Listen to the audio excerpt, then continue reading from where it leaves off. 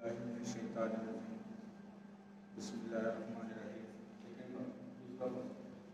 دوسرا باب مہدی کے ذات کے انکار کے بیان ہے۔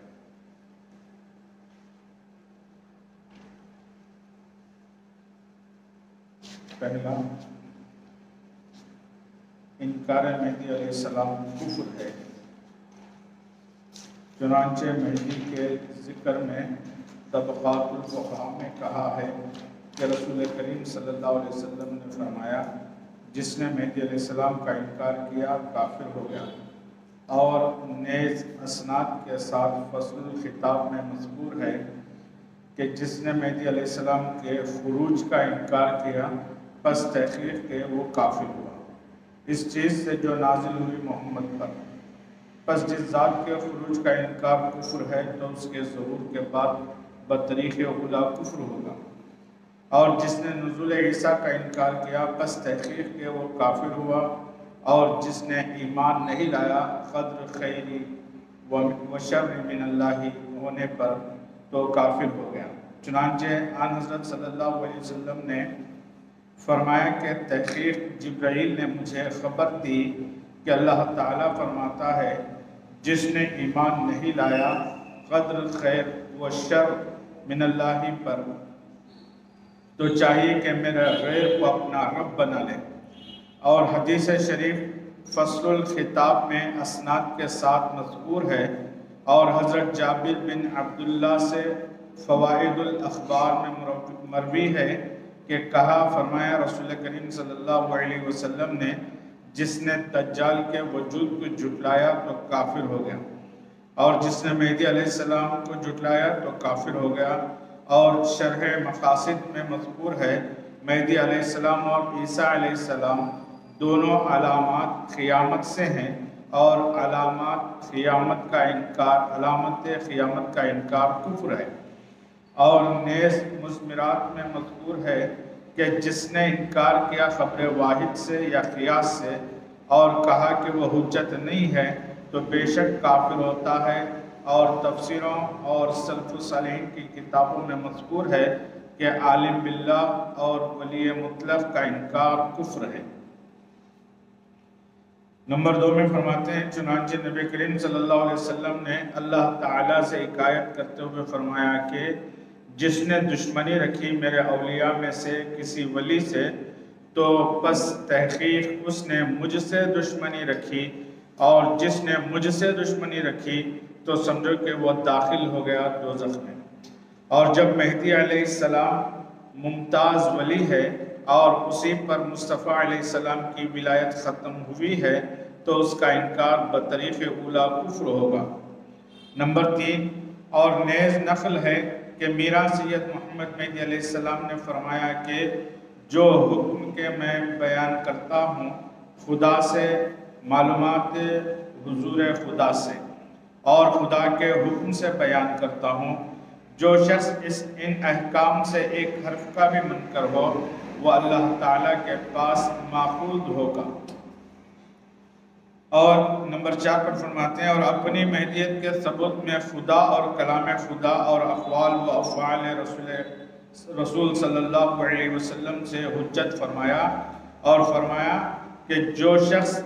اس ذات کی مہدیت کا انکار کرے وہ خدا اور رسول خدا کا منکر ہے۔ یہ نقل کامل میں مذکور ہوئی ہے۔ نمبر 5،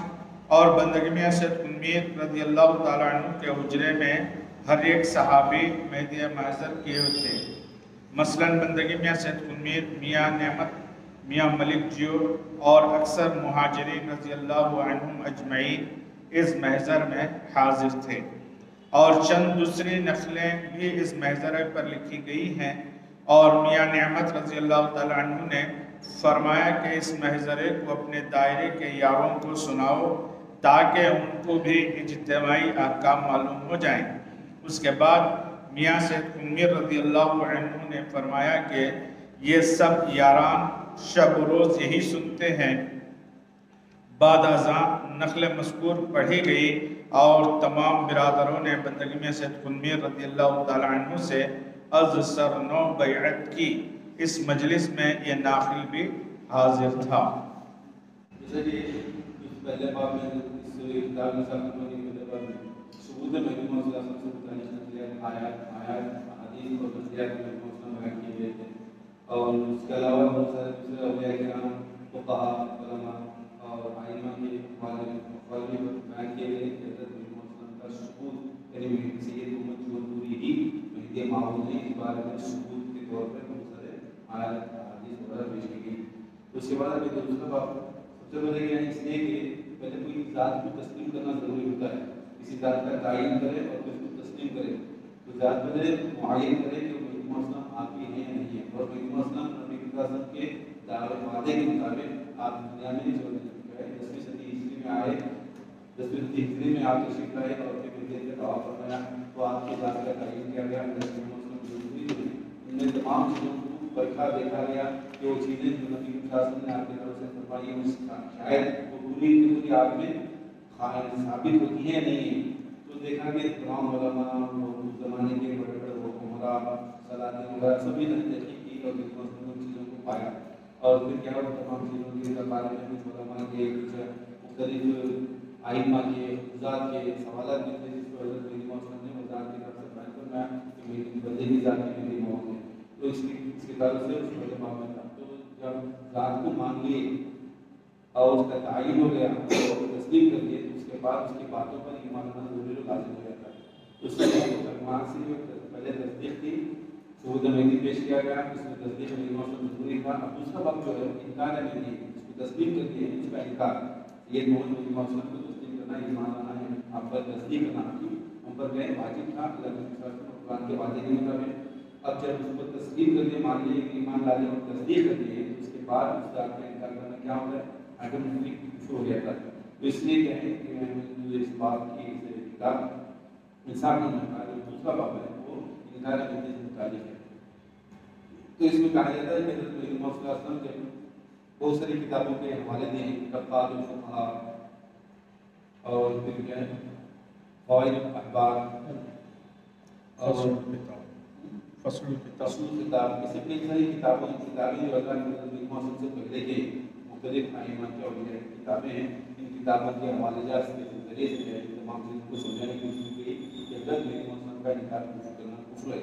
تو اس لیے یہاں پر کہا گیا کہ مہدی محمد جو طبقات الفقہاء میں لکھا گیا ہے، اس کے مصنف جو طبقات الفقہاء کے غیر میں مصنف یعنی مہدی محمد سے پہلے کے، مہدی محمد کے آنے سے کے بعد کے نہیں بلکہ پہلے کے، انہوں نے کتاب طبقات الفقہاء میں لکھا، اس میں اللہ کے رسول کے حدیث مبارک کو نوٹ کیا اور اس میں فرمایا کہ اللہ کے رسول نے جس نے مہدی محمد کا انکار کیا وہ کافر ہو۔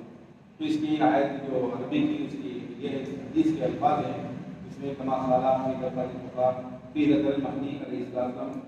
قال من انکر المہدی فقد کفر، جو یہ آیت قرآن کی جو سینٹنس ہے تھوڑا سا جو ٹکڑا ہے وہ یہ ہے کہ اس کے حدیث کے کچھ اور بھی الفاظ آگے پیچھے ہیں، اور اس کا اثر جو یہ ہے جو جس نے مہدی محمد کا انکار کیا وہ کافر کفر ہے۔ اس لیے کہ کفر کو سمجھنے کی ضرورت ہے، کفر کس کو کہتے ہیں اور پھر کیا ہے۔ یہ کفر کوئی بھی چیز کو چھپانے کو کہتے ہیں، کفر یعنی کسی چیز کو ڈھانپ دینا، چھپا دینا، اس کو کفر کہتے ہیں۔ جب مہدی محمد مہدی محمد دنیا میں واحد ہو چکے ہیں، آئے بھی آپ نے اپنے میت کو لوگوں کے سامنے پیش کیا، پھر اس کے بعد اگر کوئی مہدی محمد کو چھپاتا ہے یا اس کا انکار کرتا ہے، ایک تو معنی اصطلاحی کیا ہے، معنی اس کے چھپانا بھی ہوتا ہے اور ایک معنی انکار کرنا بھی ہوتا ہے۔ تو یہ دونوں معنی اس کے ہوتے ہیں، کسی چیز کو چھپانا گویا کہ اس کا انکار کرنا ہی ہے، یہ چیز کو چھپا دینا جو ظاہر ہے حقیقی چیز، اس کو اگر کوئی چھپاتا ہے تو گویا کہ وہ کیا کرتا ہے، اس کا انکار کرتا ہے۔ تو اس لیے اس میں کہا جاتا ہے کہ جس نے مہدی محمد کا انکار کیا وہ کافر ہے۔ تو یہ طبقات الفقہاء کی ہے، اور فصل الخطاب یہ مذکور ہے جس کو اللہ کے ساتھ فرمایا من انکر خروج المہدی فقد کفر